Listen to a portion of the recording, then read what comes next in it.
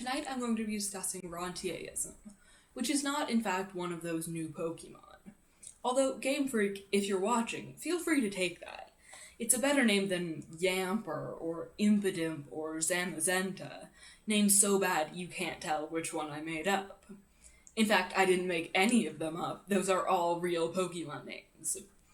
No, Rentierism is a term in political science that is often applied to the Middle East. To understand it, you first have to understand rent, not the payment you can't afford, which millennials are probably killing, but the economic concept. In economics, rent refers to income generated through natural resources, including land and oil. Some countries get a large part of their funding from the sale of these natural resources. Imagine if Trump as president funded the government using the profits from his hotels and casinos and whatever else he does. Despite the fact that we'd have like $4 and a tub of hair gel to run the government with, that would basically make the US a rentier state.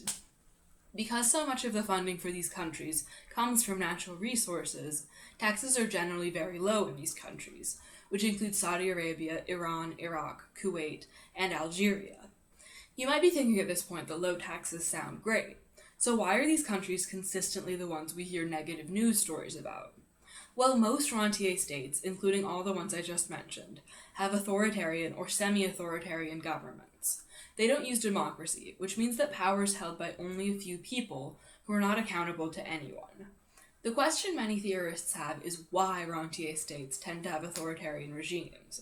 This association is called rentierism, or the rentier effect, and there are a few theories about why it occurs.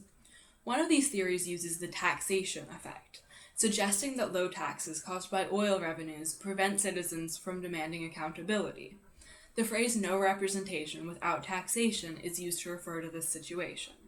Yes, that's no representation without taxation, as citizens in these countries can't ask for meaningful representation without contributing to government funding. Relatedly, many rentier states have extensive social programs, providing free education, healthcare, and massive subsidies on food. Some believe that this phenomenon, called the spending effect, prevents opposition to the government and bolsters authoritarian regimes. Another theory is the repression effect, which suggests that governments use their oil revenues to create a robust security force which is able to suppress democratic desires among citizens. And indeed, research shows that countries with high oil wealth have higher military spending than those without.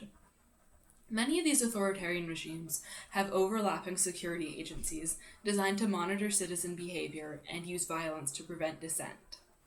The final theory I'm going to discuss is the modernization theory, which suggests that there are certain social factors that promote democracy, which these rentier states lack. The main factors this theory considers are education levels and job specialization, which an economy centered around oil generally doesn't promote. There is evidence for all these theories, and they apply outside the Middle East and to resources other than oil. All of these things are factors in the authoritarian domination of oil-rich states. But despite this, the Arab Spring protests beginning in 2010 have increased the level of democracy in some oil-rich countries, including Libya and Tunisia. The correlation between authoritarian regimes and oil wealth is not fixed. People in the Middle East and North Africa have the highest rate of mobile phone usage.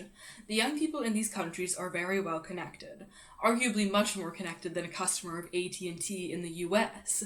That's right, I got you, AT&T. Boom! There clearly is a relationship between wealth from natural resources and authoritarianism, but why the relationship exists isn't clear. There are many factors that can influence this authoritarian relationship, but it isn't immune to change. Rentier states can implement democracy, and some have. Ultimately, this is just one of the things that makes understanding the Middle East so difficult.